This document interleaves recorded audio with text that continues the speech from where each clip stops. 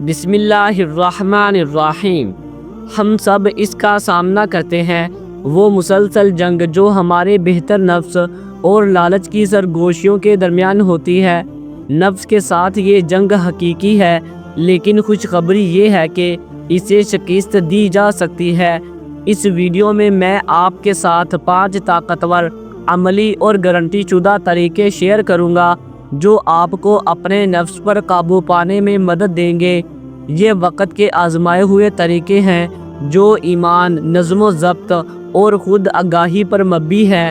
آخر تک میرے ساتھ رہیے، کیونکہ آج جو کچھ آپ سیکھیں گے وہ آپ کی زندگی ہمیشہ کے لیے بدل سکتا ہے۔ چلیں شروع کرتے ہیں۔ نمبر 1، اللہ عز و جل کے ساتھ اپنے تعلق کو مضبوط کریں۔ نفس کے خلاف سب سے طاقتور ہتھیار آپ کا اللہ کے ساتھ تعلق ہے۔ اپنی عبادات میں اضافہ کریں، نماز وقت پر ادا کریں، ذکر کریں اور مخلص دعائیں کریں۔ جب آپ کا دل اللہ کی یاد سے بھرا ہوا ہو تو نفس کو قابو پانے کے لیے کم جگہ رہتی ہے۔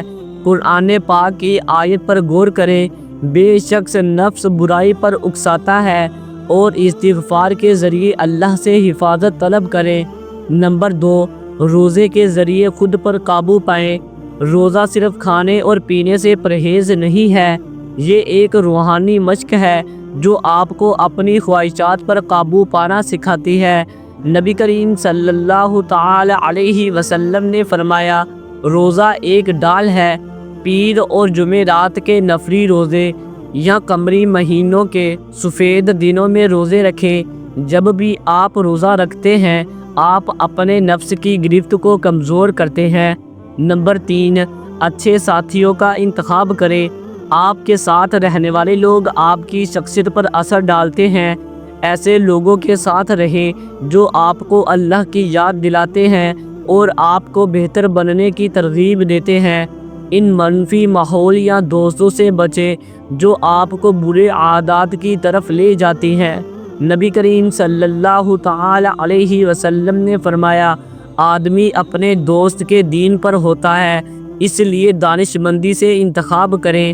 نمبر 4، خود احتسابی یعنی محاسبہ کریں۔ ہر رات چند منٹ نکالیں اور اپنے اعمال کا جائزہ لیں۔ خود سے پوچھیں، آج میں نے کیا صحیح کیا؟ کہاں میں نے اپنے نفس کو جیتنے دیا؟ اپنے خیالات اور اہداف کو لکھنے سے اپنے آپ کو رویے کا اندازہ لگانے میں مدد ملے گی۔ خود آگاہی خود کو بہتر بنانے کا پہلا قدم ہے۔ یاد رکھیں، مقصد کامل ہونا نہیں بلکہ مستقل بہتری ہے۔ نمبر 5، شکر گزاری اور قناعت کی عادت ڈالیں۔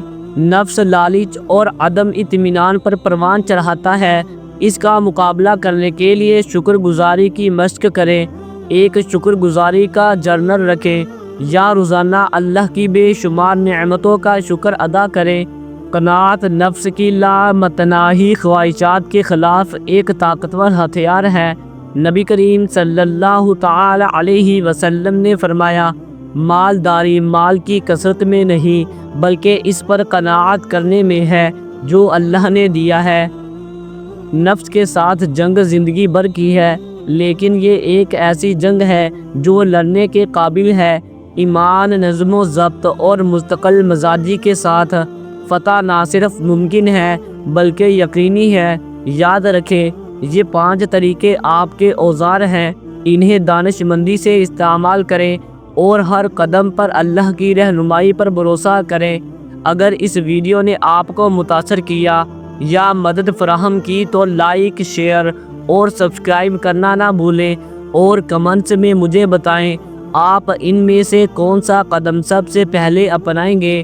جزاک اللہ خیرہ دیکھنے کے لیے۔ اگلی ملاقات تک مضبوط رہیے، ثابت قدم رہیں اور اللہ سے جڑے رہیں۔ وعلیکم السلام ورحمۃ اللہ وبرکاتہ۔